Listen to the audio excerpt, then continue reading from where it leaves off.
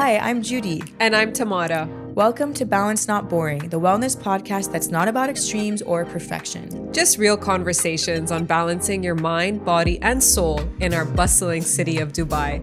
So grab your tea and get comfy with us. Oh, and fair warning, you will learn something. Welcome back to Balance Not Boring, the podcast where we make beauty and wellness feel approachable, never stressful. I'm Tamara, here with Judy, and today we're talking about how to get real, lasting results without breaking the bank or chasing perfection. As our podcast title is Radiance on a Budget, How to De-Age Without Breaking the Bank with Dr. Aya Elsalah. In this episode, you'll learn how to build a skincare routine that works without overflowing your bathroom shelf, the budget-friendly treatments and ingredients that truly make a difference, and how to spot the difference between clever marketing and real science. We'll also talk about how beauty standards are shifting, what changes our skin goes through in each decade of life, and why enhancing your natural features is always the most timeless approach. Our guest is Dr. Aya Elsalah, a doctor of aesthetic medicine with a background in internal medicine. She's also the key opinion leader for Hydrafacial in Dubai, known for her eye for detail and natural-looking transformations.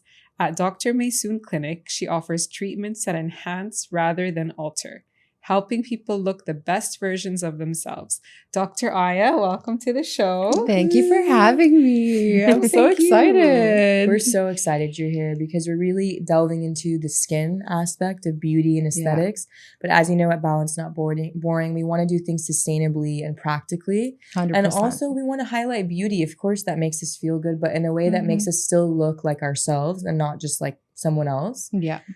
So basically we wanted to get to know you a little bit, what you do and why you love Hydrafacial so much. Of course.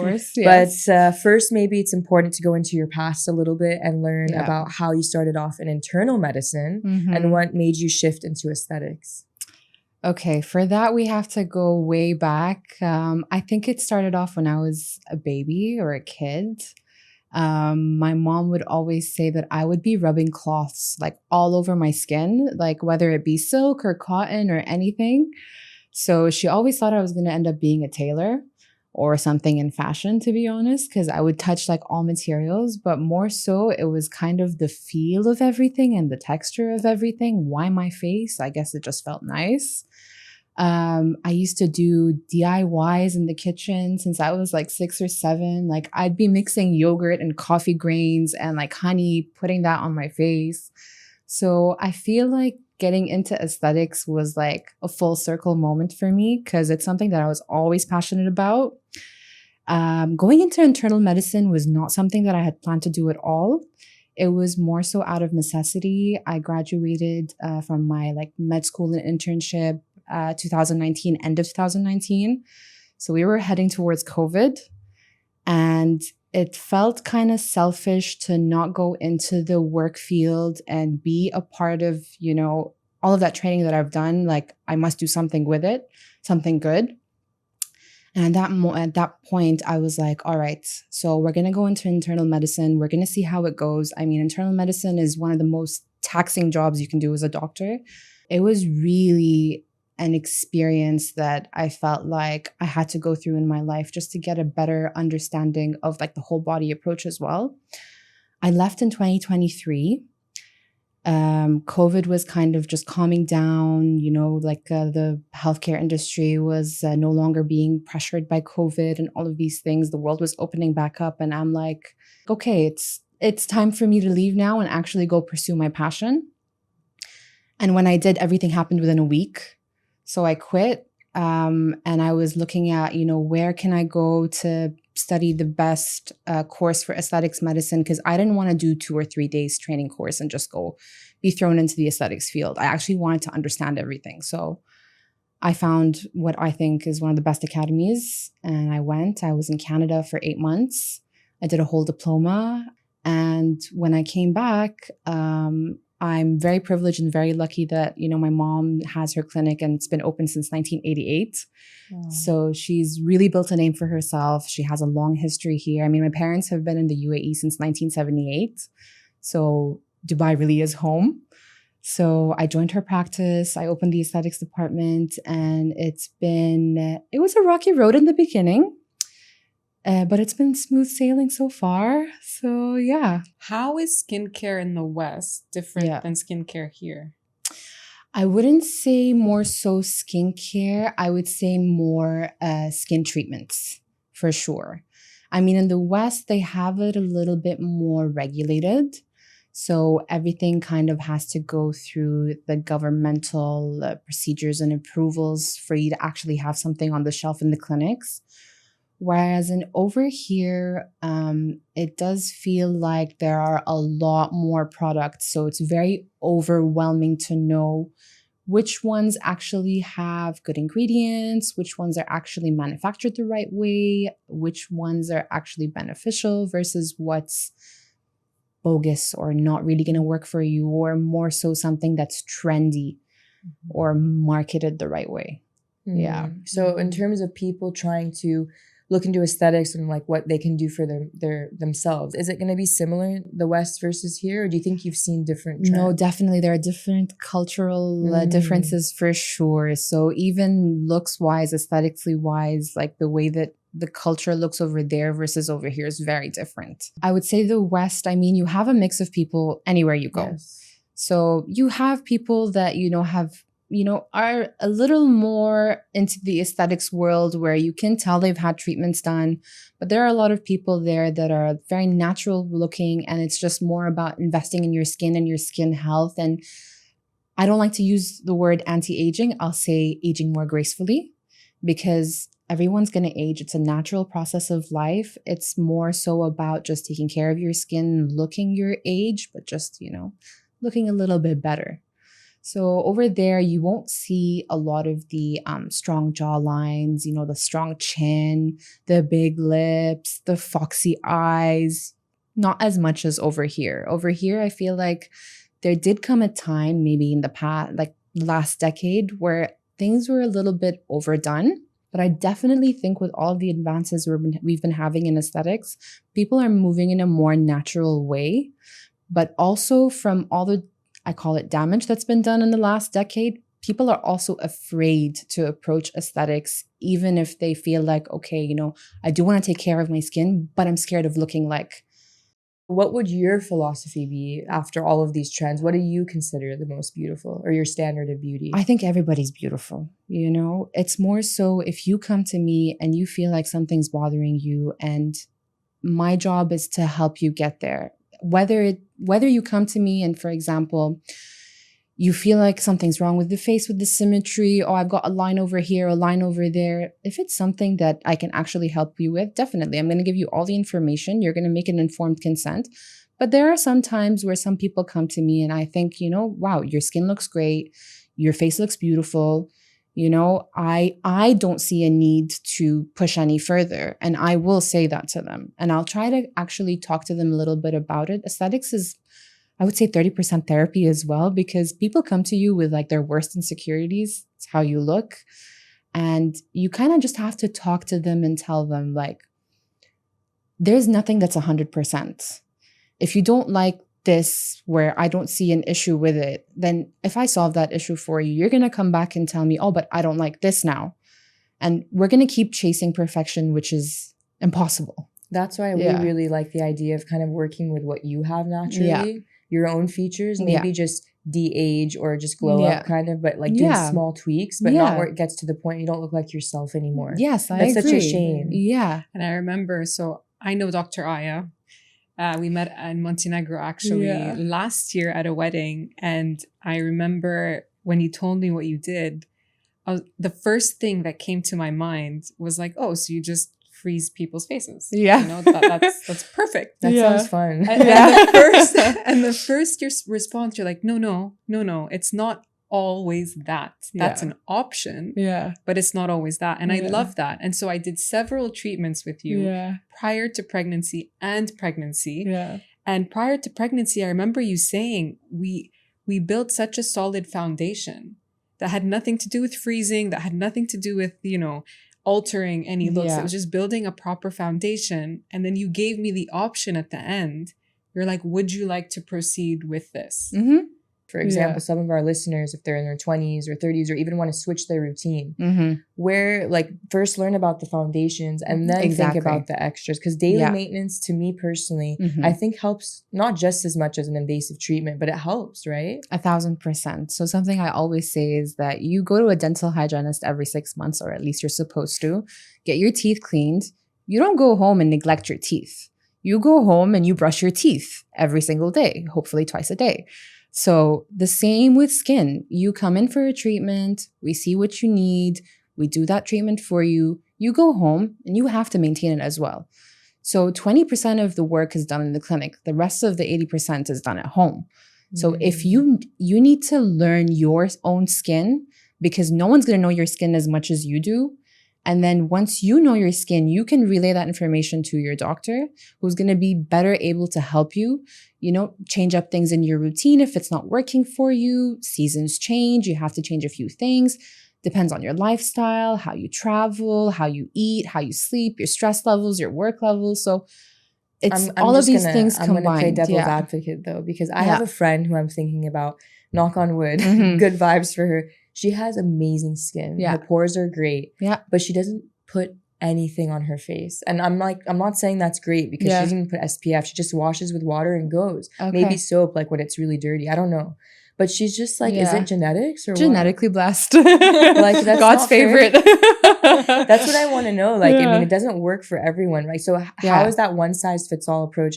There's no such thing, There is no right? one size fits all approach. So would you recommend someone who's just starting out to come see a dermatologist to get that initial step? Or should they do their research and trial and error themselves? So I think if you're going to a good doctor, first of all, trust is very important because you want to make sure that, you're going to someone who actually wants to care for your skin and not just money grab. Yes. So if you're starting off, it's really good to see a dermatologist, an aesthetics doctor, get to know your skin a little bit better, from like a medical aspect, because at the end, aesthetics medicine is still medicine. People tend to forget that.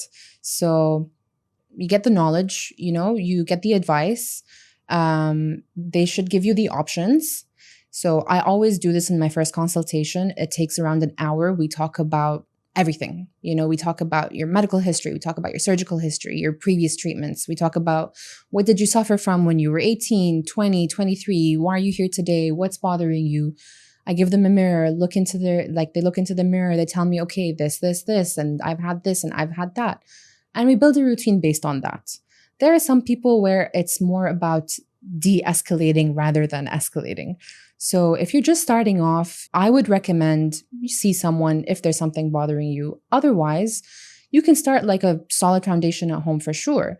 And the most basic things you need are a cleanser, a moisturizer, and sunscreen. And you can, if you have good genetics or if you have good skin, that's all you can survive on for like the rest of your life for sure. So it's a myth of saying like more is better. Like it's fine to have minimal steps in your routine. But again, does it depend on the person?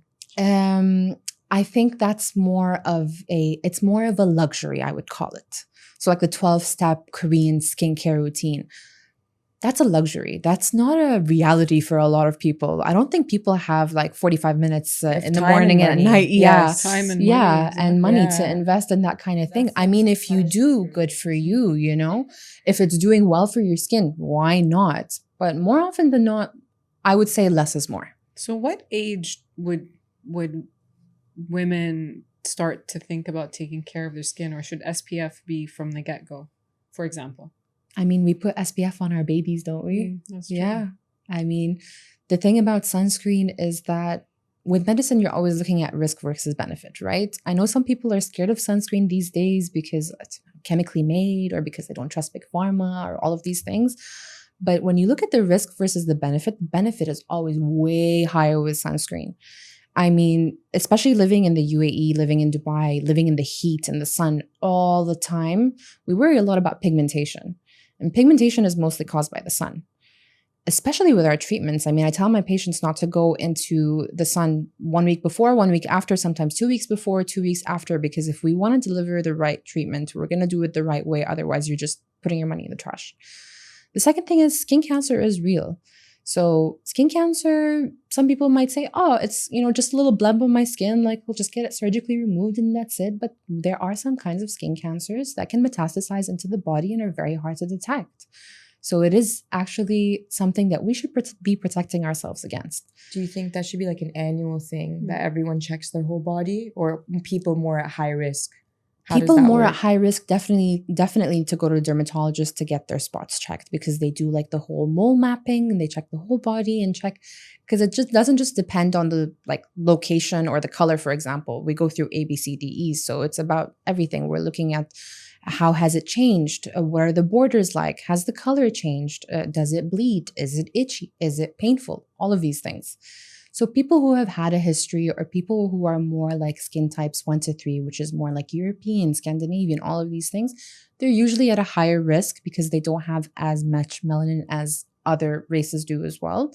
But even, the darkest of people can also get skin cancer, so no one's really protected. There's areas that I think are sneaky, like the hands, 100%. the ears, the neck. I mean, your chest is sometimes exposed. I mean, but if something were to happen there, you could see it. But people get some in the scalp and they won't even realize. Yeah. So I've been seeing this trend on, not a trend, but there's been a lot of, I want to say 12, 13-year-old girls who are, promoting their skincare routine on TikTok. I'm not advocating for TikTok by any means, but is that okay? No, absolutely not.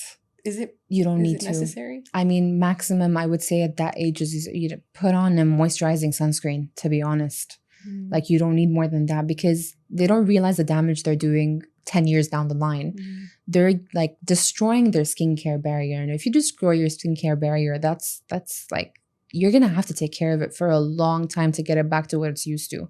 But it's also just the idea of being a kid, like enjoy those years where you don't have to like overthink and buy everything. Like just be a kid, be you. Enjoy just washing your face with water. I think going to buy skincare for them has been like going to the candy store, like, and they are, I mean, brands are making it more, they're making it more colorful, more appealing, like different shapes and sizes and all of these things. We know one specific brand that a lot of these, I would say, Sephora kids have gotten really used to and they love. But guys, wait for it. Grow up a little bit and then you have time for that. Go enjoy your childhood. But the greenwashing of those brands, I'm thinking of one I think we're all knowing.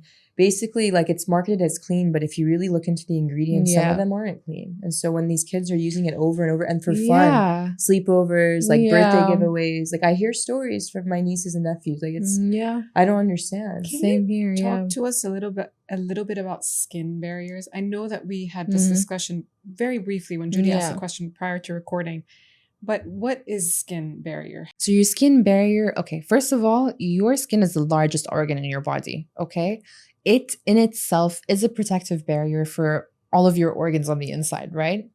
So our skin barrier basically depends on like your fatty acids, your humidity levels, not to get too like technical and medical with it, but it's basically like an invisible layer that's there to protect the skin from getting inflamed. So when you break through your skin barrier, you're going to feel dry, you're going to feel itchy, you're going to see some redness. You're going to know that something's not okay. Your skin is lacking something. This also happens with dermatological, like pathological diseases, like eczema, for example, psoriasis. Those areas where they're inflamed don't have proper functioning skin barrier. And that's why a lot of the times the treatment for them will be a humectant or an ointment, which is something that's going to act like the skin barrier to protect the skin from the breakthrough that's happening. What do we do to destroy our skin barrier? This is where doing too much comes in, or using the wrong ingredients for your skin. If you're using too many acids, if you're not wearing your sunscreen, you're doing high dose vitamin C, you're doing a high dose retinol, you don't know how to use these ingredients properly, you are probably going to damage your skin more than you're going to repair it. Is it easy to build your barrier back up? It takes a bit of time. It takes a bit of patience as well. It's not something pleasant to go through, but definitely it's possible. So when you get like, let's say itchy and red from using a salicylic acid too much, or like that means that the barrier is affected. Broken, yeah. Salicylic acid is an acid. Yes. And then you have different dosages as well, right? It depends on the brand. It depends on the dosage. It depends what you're using it for. If you're using it the right way, you're applying your moisturizer and sunscreen afterwards, you should be fine. But sometimes, even I've broken my skincare barrier sometimes. It happens. I'll be testing out ingredients. I'll be testing out different brands. And I'll learn also what does and doesn't work for my skin. Moisturizing is the most important part. Like rebuilding that skin barrier with hydration is the most important thing when it comes to taking care of your skin barrier. Can we discuss how your skin barrier might change based on your age or seasons? Because I feel like the same moisturizer might make you really oily in the humid summer, but maybe you need like a lighter one for summer and maybe winter. So yeah, because we forget that we should maybe change our routine up a little bit. See, I would say if everything's working for you and you think your skin, or you see that your skin is healthy and thriving on the skincare that you're using, keep going. Seasons change, hormones change, diet change, lifestyle change, but it's working for you, keep going. If you do see a difference, yeah, you need to switch it up here and there. For example, in the summer, we do need a bit of a lighter moisturizer, but some people have really dry skin. So maybe they wouldn't have to change the moisturizer. In the winter, usually we like to pack on the moisture, because in the winter with the cold, whatever cold we experience in Dubai. Less than it is now. Yeah, whatever cold we go through, it tends to dry out the skin. But then again, that you would see that more in other countries more than Dubai. So in Dubai, I would say people are pretty much consistent with their skincare routine all year round. Yeah. Can we change our skin type, or is that something you're born with? It changes. You can't change it, but it changes. Is there like a number of years, like every 7 years, 10 years, 15 years? No, it depends. So you can, it changes with lifestyle. If you're not taking in enough, you're not having a balanced diet, you're not having enough fatty acids, you're not taking your omega-3s through your nutrition and things like that, you're going to feel a little bit drier.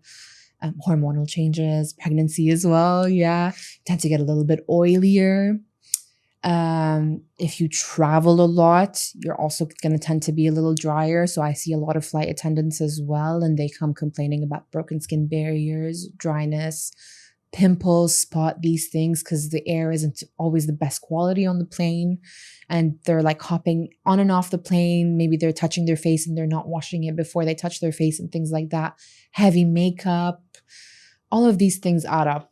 So it's basically multifaceted in terms of the reasons. And also, can we touch on a little bit like the internal aspects? So maybe what you eat, how much water you drink, what are you allergic to, what are your intolerances you have? Because I notice certain foods that I'm intolerant to I might have a pimple afterwards, Yeah, for sure. Especially around the chin area. And that's for me also before the cycle.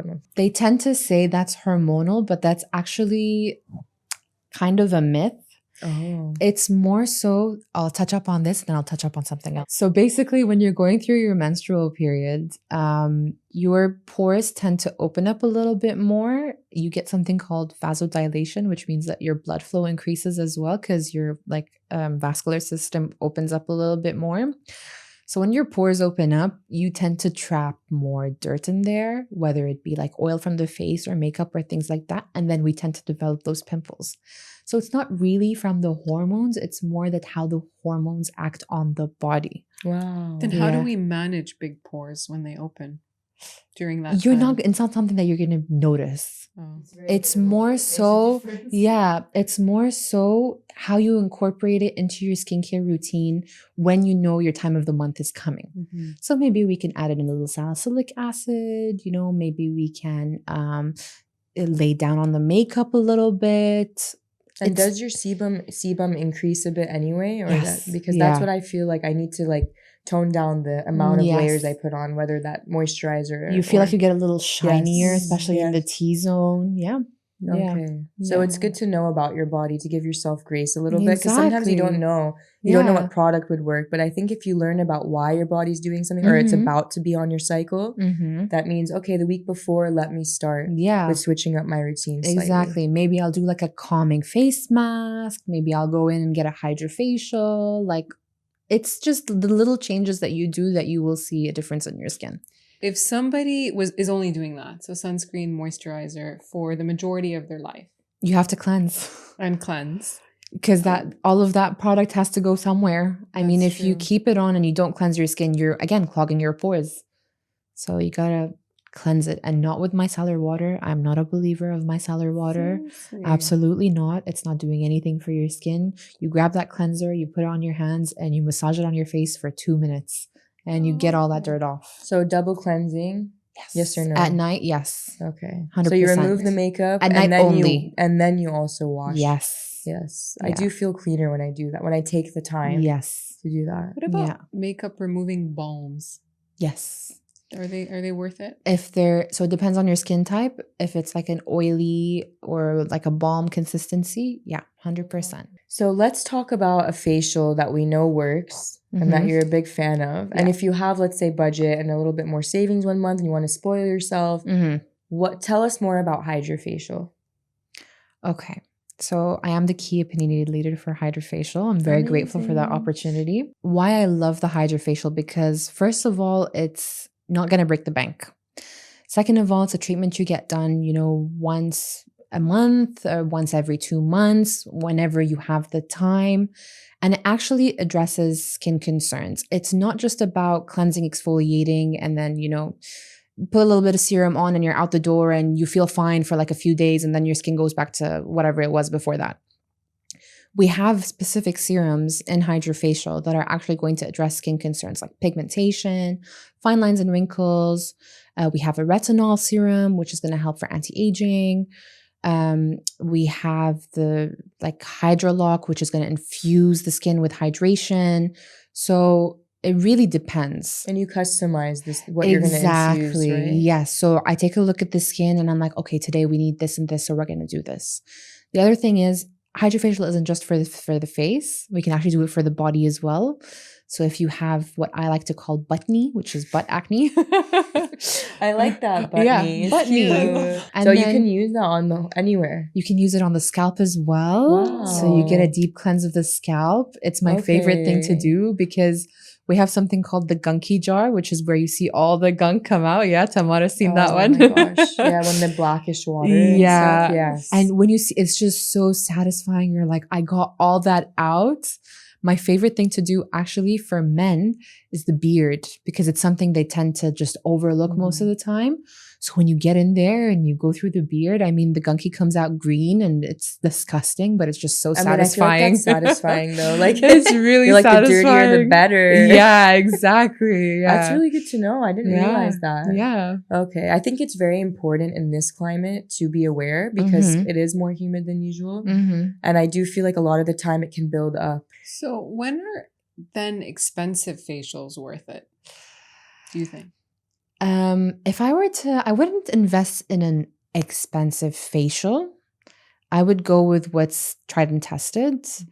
I would say I would go for expensive treatments when they're needed. When I say expensive, the expense comes from the product as well. I mean, in aesthetics, our products are really expensive to buy for the clinic as well. But there are some that I would say women in, the late 30s, early 40s who want to preserve their youth, preserve that beauty. One of my favorite treatments would be collagen biostimulation. It is kind of becoming a thing now, even though it's been going on for a really long time. It just helps your skin stay plump and fresh for a longer time using technology that we know is good for the skin. So that's really an investment for your skin. What happens after the age of 25 is that our collagen starts to kind of denature in the skin.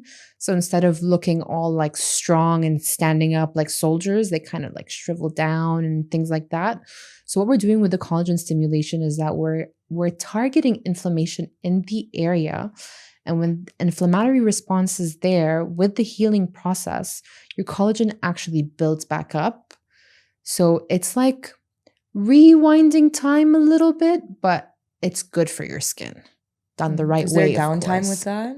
Not really. Is it like injection or it's a laser? It's an injectable. Okay. But we do it with something called a cannula, which is basically a long needle with a blunt edge.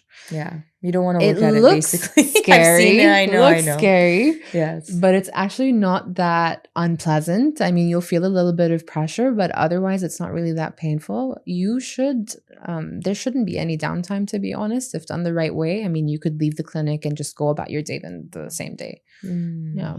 Say somebody can't, afford an expensive facial. They're in their late 30s. Yeah. And even the more affordable Hydrafacial. What do you think of face exercise? That's fine. Absolutely. I think I'm saying it correctly. Yeah. You know, the one where you like the facial massages. Facial massages. Yeah. Does that help with lifting or is it like a it's facade? not going to really help with lifting. What it's going to do is going to improve your blood circulation. It's going to give you that lymphatic drainage. It's going to help to depuff, and it's going to help to keep that skin looking healthy for sure. Is it something that's going to give you long-lasting results? As long as you keep consistently doing it. But is it something that's actually going to change the skin structure from the inside? No, it's not. It's just going to keep the skin healthy, let's say. Yeah. So on another angle, if somebody doesn't want to spend on anything invasive or more expensive, what about food? We all have to eat. So can you shed light on what foods you would recommend that are really known for hydration, or maybe the antioxidants or de-aging? What would you know about that? Or spices, herbs? I'm going to take this from another approach, if that's okay. Okay. I think it's more important to have balanced nutrition overall for full body health, right? Some people have intolerances, other people, have allergies, or someone can just be eating a lot of sugar and that's just not really doing them much good, right? If you have a balanced diet, you have color in your food, you're eating your fruits, you're eating your vegetables, you're having enough protein, you're not overloading on carbs, you're not overloading on sugars, good hydration. I mean, people tend not to drink enough water, to be honest. And if you can't drink water, I mean, put some electrolytes in there, make it flavored, do whatever you can to have your water intake. Because some people are disgusted by water. It's a thing. Yeah, it is a thing. Absolutely. Yes. A few things that you can do to, for example, increase the hydration through your nutrition. Omega-3s and fatty acids. I mean, your fish, your avocados, your nuts. So fats. They're great for you. Yes, your good fats. And then when it comes to aging more gracefully, your antioxidants, your blueberries, your raspberries, your citruses, your lemon, lime, oranges, all of these things are great for you. Oh, pomegranate's a good one too. Yeah. These foods change the structure of your skin or just give you clear, glowing skin? They're not going to change the structure. They're going to give you more of a glow, but you have to be consistent with it. And for me, it's more a lifestyle advice, like no one can really just make a plan strict enough, follow through and not have the plan fall apart, right? It's more about incorporating it slowly, gradually, little things, building it up. Finding out what works for you and finding out what's good for your body as well. Let's say you had 200 dirhams that you just feel like spending on yourself. Like, you know what? I got my salary and I just want to use 200 today. What would you recommend as your go-to? Sunscreen. And you can find a moisturizing sunscreen that just does the moisturizing and sunscreen job for you. And, or BB cream, like that is that okay just to rely on the sunscreen in that like BB foundation cream? No, because you need another layer of sunscreen. I would say when they've tested those BBCC creams compared to actual sunscreens, the percentage of the SPF in there was not high enough to actually create that UV barrier to protect you from the sun. I've been relying on it a bit. I'm just lazy. I'm like, okay, it has 2-in-1. We're going to change that up for you. What is the recommended number sunscreen SPF wise? what? SPF, yeah. Okay. This is going to depend on skin type. So the lighter the skin, the higher the SPF. 50. I don't believe in 50 plus. 50 plus is just kind of bogus. 50 is perfect. And then if we are going more, so that's skin type 1, 2, and 3, which is the 3 lightest. And then if we go towards 4, 5, and 6, which is medium to dark, I would say 30, 40 would be absolutely fine. Okay. It's nice for someone to kind of distinguish, because you think, I'm going to get 50 just because I think it's the safest, but you might not need that. You're spending a little bit more money. There's no harm in it. You can definitely put SPF 50. Do you need it? No. I would say, though, I prefer a tinted sunscreen, not a BB cream or a CC cream. Okay. A tinted sunscreen over a non-tinted sunscreen, because that tint does give you that extra protection as well. I want to ask you something just in terms of, SPF, just a last question. Yeah. Zinc oxide versus chemical. Like, obviously, if you're thinking about like absorption, would you recommend one or the other, or? Mineral versus chemical, it's absolutely up to you. I think mostly for people who are sensitive, have sensitive skin, they tend to prefer mineral sunscreen. And for kids, like, we opt for that. As a parent, I'm thinking, like, I'm always going for the mineral. For myself, like, within what I work, I think about, what am I absorbing? If that's your preference, 100%, go for it. They're both protective against the sun, and that's the most important thing. Yeah. And how about a skin detox? So let's say we're done with applying all these layers and trying these new routines out. The other side is actually detoxing your skin, potentially giving it a break from everything. Do you recommend that, or do you believe no matter what, always at least put not of course sunscreen, but like moisturizer? I don't believe there's such a thing as skin detox, because your skin doesn't detoxify. There's no, like, your skin is a layer. Whatever you put on top must come off. So if you're not putting anything on your skin, for a couple of days, you're going to be fine. But afterwards, you're going to feel like there might be a little bit of irritation. Unless you're genetically blessed. God's favorite. Hashtag, yes. Yeah. God's favorites. Shout out to those people listening. Yeah. Good for you. If you want to give your skin a break, you can give it a break for a day or two, but then you want to go back on your routine. Your skin detoxifies through your sweat glands, through your sebum glands. So, you sweat, or you have that oil that's coming off of your skin and all of these things, but it doesn't actually detox anything. In terms of detoxifying, because I convinced myself that I was detoxifying when clearly I'm not. I'm still using products on my face. However, it's so minimal compared to what I used to do. Yeah, fair. But will increase post. Are you cleansing, moisturizing sunscreen? Always. That's it. I Fantastic. think that's great. I can probably throw out most of my old skincare products that I don't need. Yeah. But I just wanted, because we're, I'm a mom and she's about to be. Yeah. So we have minimal time. We work. All of us know. We just want something that does its job and doesn't break the bank, but also I feel good. I know that I'm doing my best for that radiant glow. So those 3 steps are what we need to remember. 100%. And then you always have the option to add on. Yes. And then if you were to add on, for example, if you have dry skin, then I'm going to recommend a hyaluronic acid for you. If maybe you were one of those people in the 90s who loved to tan with baby oil and these things, you're suffering from pigmentation. Really yeah. Now it's showing up. Exactly. All of the aftermath. So I have a lot of people that come in and they're like, oh, but I didn't have this pigmentation last year. I'm like, yeah, but you were developing this pigmentation for the last 10, 15, 20 years. It shows up later. Wrinkles start, we don't see the fine lines first, and then we just start to see the wrinkles later on when, basically the skin, when it comes to wrinkles, the skin is like a paper. And then if you wrinkle it once, you're never going to get that straight skin again, right?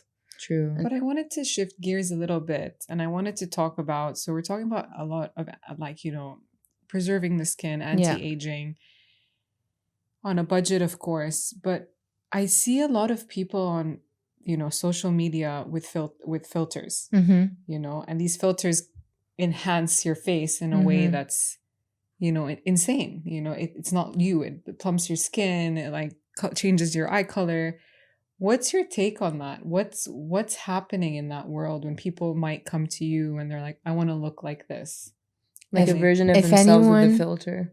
If anyone comes in with the picture that they want to look like, I'm like, I can't do that for you. I'm sorry. That's a filter. Yeah, especially with the rise of AI now, it's scary. It's insane. Yeah, you literally can't tell what's real and what's fake, and we want to keep that distinction separate. From these social media apps, we're also learning a lot about these do-it-yourself makeshift creams that can help. For example, diaper cream. Some people say that putting it on your face because it's so moisturizing is great. What do you say to that? So this came out of like a social media trend, right? And then my lovely clients in the clinic, the younger ones usually who are following these trends, come to me and they're like, doctors, like, like my skin is suffering. I don't know what to do. I'm like, what have you done? They're like, oh, I saw this video where they were putting diaper rash cream on my face. So I started doing that. I'm like, and this is the result. Look, I feel like we've all been influenced by social media at some point, like for sure. I mean, I've bought a couple of things off of social media, skincare or otherwise, and it's natural for someone to be influenced, especially if you're following someone. You're like, oh, I really, like I follow this person and I really appreciate what they say and I really like what their philosophy is. But you have a lot of people that are not educated on these matters enough to speak about them and then just recommend them to someone. I mean, you have people that just try something once and they're like, oh, this was great. I'm going to tell everyone that I did this and it saved my skin. And that's not real. It's not. Or it's I not, really would appreciate, which we're trying to do with Najid whenever I do a Laureate, like on my account, like if I try to do a disclaimer, like I know that this mask worked really well for me, but some people are sensitive to it. Just test it on your wrist or under your chin. See no redness, most likely you're fine. That's but another they don't thing. do that. Like a lot of these people from TikTok, Gen Z, I mean, they're not going to talk They about think if it works disclaimers. for one person, it's going to work for everyone. Absolutely not. Everyone's skin is different. So there are amazing products out there that, someone might use and it will not work for them at all. And then they'll give it a really bad rep or a really bad name. But that's just not the reality. The reality of it is that everyone's skin is different. You might react amazingly to something that has good reviews, or you might react amazingly to something that, no one else uses. And then it just really works for your skin. So on that note, what's the biggest skincare mistake that you've seen people do, like on average when they come to you, other than the diaper cream? Definitely doing too much. Okay. Doing too much. So I feel like we're at this age where everyone's over exfoliating. They're over stripping their faces. They're using a lot of acids. They think, oh, like I'm using salicylic acid and glycolic acid and lactic acid and I'm using a retinol and I'm like, that's too much. That's we need to dial it back down. And some people actually have a difficulty dialing it back down because they're like, oh, but how am I going to skip this one step in my routine? I'm like, but you don't need it. Yeah. So it's really about education. You need the right balance. Exactly. Balance, not boring. Yes. Yeah. We always use that word. Balance not boring. There you go. For sure. How can patients find the right doctor? Doctors that don't, promote so much. Because, sometimes we walk into clinics and I'm going there, for example. I remember a few years ago, I went in just to do, just to freeze a bit of my forehead. And then it turned out to be 7 other things that I didn't notice. Okay. It's the chin, it's the jaw, it's the nose, it's the, and I was like, how offensive. I didn't know I had this I didn't know I needed this. I knew that I had lines on my forehead that I wanted to not be there. But that's about it. So how can patients really advocate for themselves and also find the right doctor that works for them? I think, first of all, look at your doctor's face. Yeah, so look at your doctor's face. Is your doctor looking at your face, or is your doctor just recommending stuff that's off the shelf? Because it's very hard to find. It's almost like a therapist. Like you need to shop around. Like know from your patients. Like maybe they've seen someone here. They felt like they weren't sure. They want a second opinion. Mm-hmm. Or there's an issue from the one before. They need to fix, So it's kind of like each doctor will have their own, tips and experiences to share with the patient. But I feel like whoever you feel comfortable with, right? Mm-hmm. Just feel like they're not trying to market me or gimmick me. But at the end of the day, like they want me to look like me, but just more glowy or radiant, youthful. This is still medicine. We're still practicing medicine. So it's important to have that rapport, between the patient and the doctor. So it's really important to trust. If you don't trust your doctor, you feel like there's something off. I'm not comfortable. Vibes. It's so vibes. It's like I'm relationship. Not comfortable. It is. It really is. Dating. You're dating around. Because you're going to go to your aesthetics doctor more than you go to any other doctor. Correct. So you have to have that good relationship with them as well, for sure. So we need to end on a rapid fire note. Are you ready? Let's see if we can keep it within just like a sentence, but we can try. So one skincare trend you wish would disappear.